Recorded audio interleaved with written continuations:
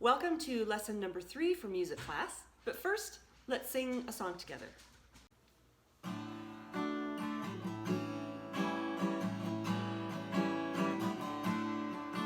Welcome river tree, can you clap? Welcome river tree, can you clap? Can you wave hello to everyone you know? Welcome river tree, can you clap? Welcome river tree, can you pat? Welcome river tree, can you pat? Can you wave hello to everyone you know? Welcome river tree, can you pat? Welcome river tree, can you stop? Welcome river tree, can you stop? Can you wave hello to everyone you know? Welcome river tree, can you stop? Welcome river tree, can you sing la la la? Welcome river tree, can you sing la la la? Can you wave hello to everyone you know? Welcome river tree, can you sing la la la? Welcome river tree, can you clap? Welcome river tree, can you clap? Can you wave hello to everyone you know? Welcome river tree, can you clap? Okay, during this lesson, we're going to talk a little bit more about music and color. We started talking about it last lesson when we listened to Carnival of the Animals by the French composer Söllscher. And in that piece, in 14 different movements, he creates pictures for us of different animals and using different instruments, different pitches, different rhythms. He creates pictures for us, musical pictures of different animals. Music has a way of creating different moods and different feelings, and that is called musical color. We'll talk a little bit more about it, but first I want you to watch this video that is produced by Minnesota Public Radio.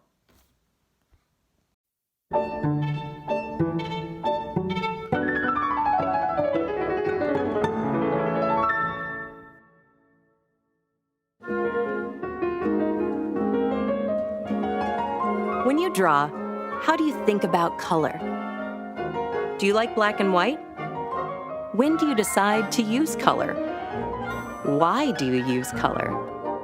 How do you decide which color to use? Do you use every crayon in the box? Or just shades of blue? Or warm colors like red and pink or orange and yellow? Do you pick colors based on the mood and the feeling of the pictures you're creating? Artists use color to create feelings and moods. Composers and musicians do that too. In music, every instrument has its own unique sound. We call that timbre, or tone color. The timbre of a trumpet is different than the timbre of a violin, or a guitar, or a person's voice. Listen to these sounds.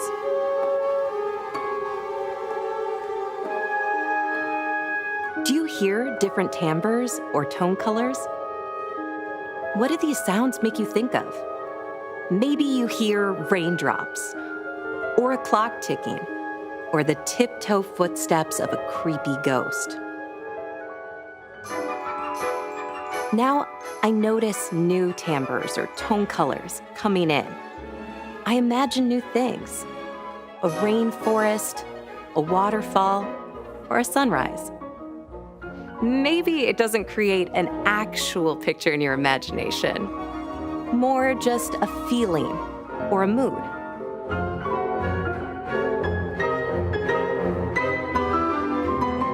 This music was written by a French composer named Germaine Taillefer.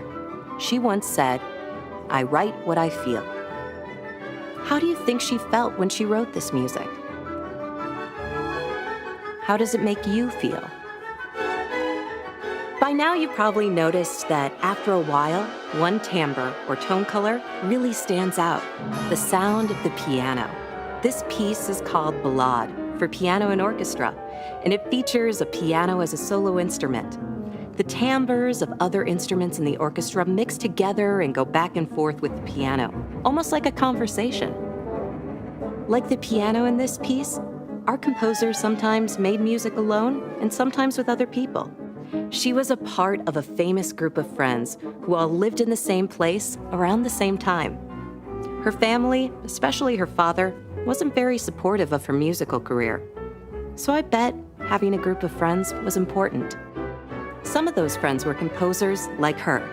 Others were painters, poets, and dancers. Do you ever make art by yourself? Do you sometimes do it with friends? Do you sometimes sing alone and sometimes with other people? Being creative is a wonderful way to express yourself and your feelings. And it's also a great way to share an experience with people in your community. Toward the end of this piece, Jermaine Taillefer used a lot of different tone colors to create an explosion of sound. Then many of these colors fade away until we hear just a few colors mixing together. Do these sounds make you think of a certain picture, or a feeling, or a mood? If you created music, either by yourself or with your friends, what colors would you use? What story would you tell?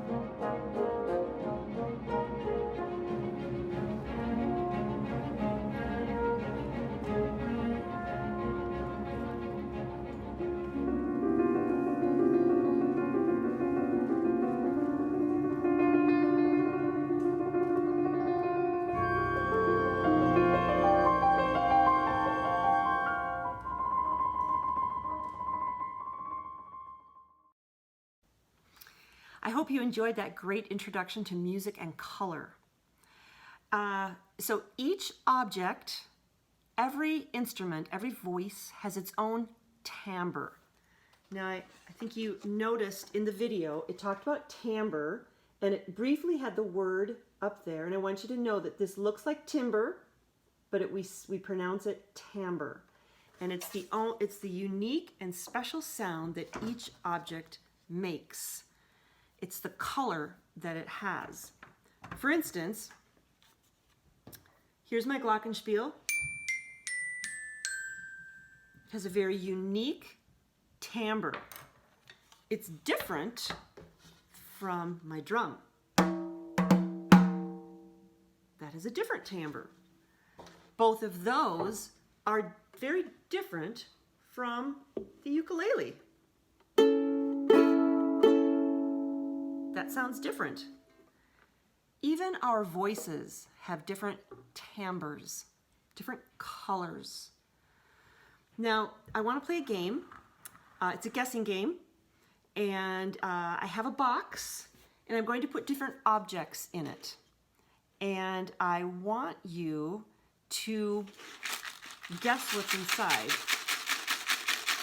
Box of sound, shake it around, what have we found? What do you think?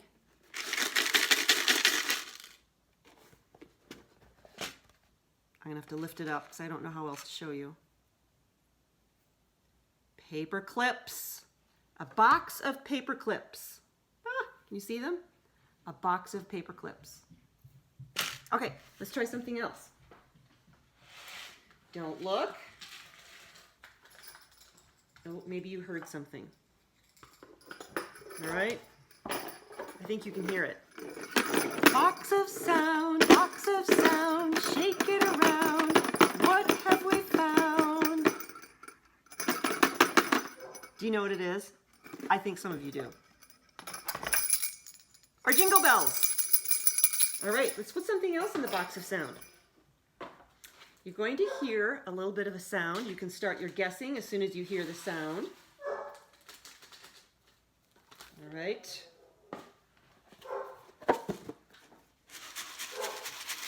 Box of sound, shake it around. What have we found? What do you think? It is a box of Rice Krispies. Did you guess that? I don't think I could have guessed it without knowing what it was. All right, let me try something else. Okay.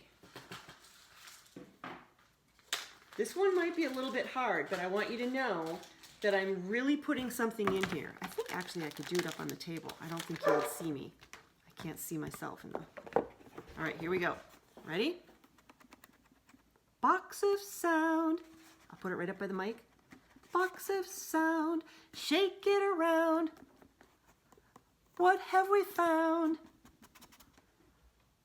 What do you have around the house that you might be able to put in a box and the timbre is very, very quiet? It is something. Should I tell you? Cotton balls. They're almost like silent, right? There's no sound there. All right, let me put something else in. I don't think you can see this. I'm gonna dump this in. Okay.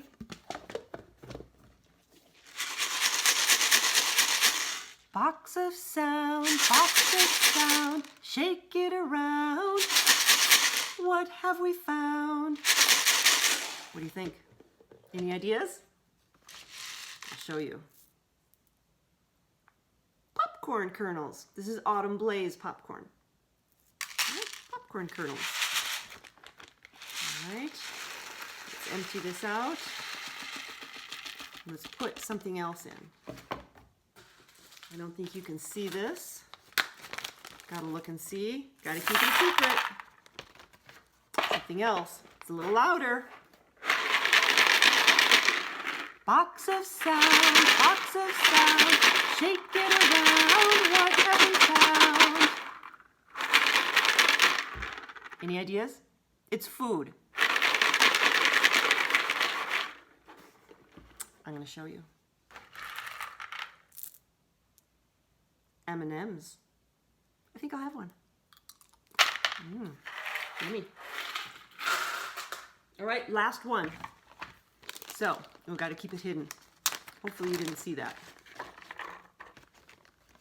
It is something. I think it will make a little more noise than cotton balls. Box of sound, shake it around. What have we found? Any ideas? I keep this in the bathroom. And it's not toilet paper. What do you think? Q-tips. A box of Q-tips. So you see, everything makes a very unique sound, and that's what composers use to compose songs.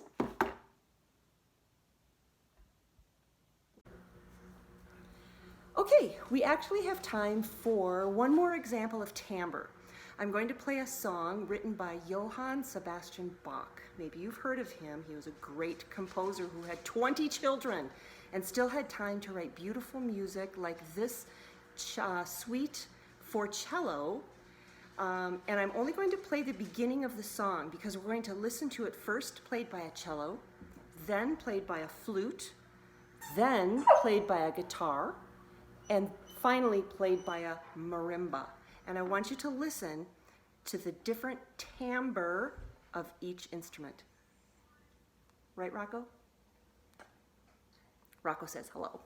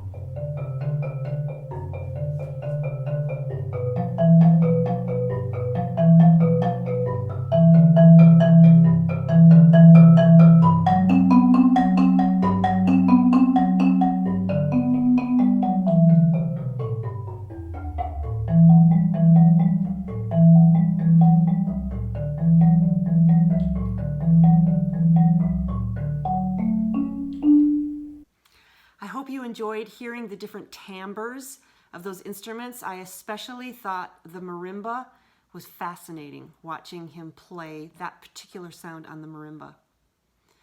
So thanks for listening to this lesson, and I hope you have a great week.